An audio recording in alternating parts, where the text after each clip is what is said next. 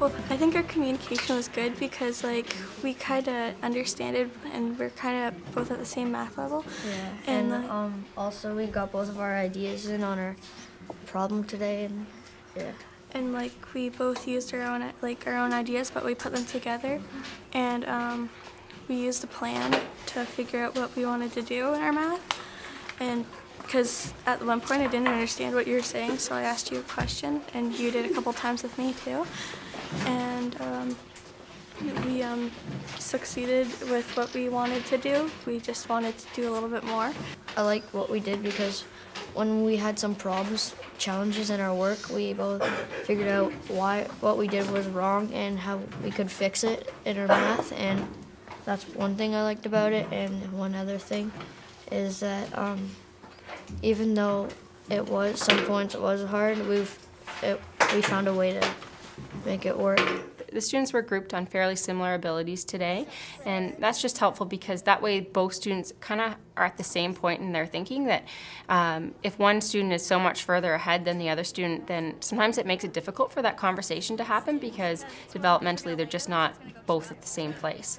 So if they are similar ability, then I think that conversation just happens much more naturally. They can try strategies together that are easy and familiar to both of them. I think that Aurora's answer was helpful because once you turn and to your elbow partner, then sometimes I don't even know the answer to it, and they help me with it, and I eventually learn that day, and I can say this is what I learned, and this is who helped me with it. Me and Georgia today, we were really confused because we thought we were seeing how much instead of the box size, how much was holding the apples instead of different things. We kind of got not an argument, I would say, but a debate.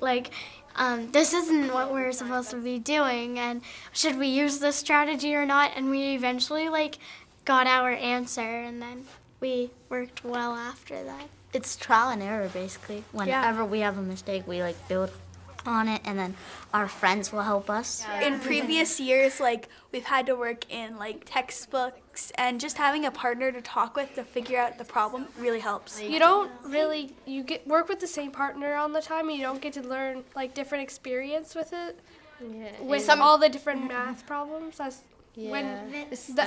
we didn't even get to work with a partner. No, we rarely ever. We get different partners, and then experiences. The students are always working with a different partner, and we talk about that in real life, that's the way it is. You don't necessarily only get to work with one person or choose to work with certain people, we're a community, and we need to learn to work with and respect with all the different students in the community, and depending on where their abilities are for that particular unit, they're going to be matched with different students, so they get that experience of working with lots of different partners throughout the year. When you're in your partnership and you're participating, if you don't agree with your partner, you can disagree with them and tell you why, and then justify your answer, and then they tell you their side, and if you disagree with them, you might lead to greater success with your math. When you get changed into a different partner, it helps you build a better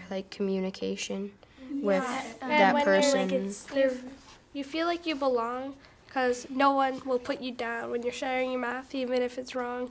And the whole class, no one will talk behind your back and say, well, that was really embarrassing, why'd they say that, or anything.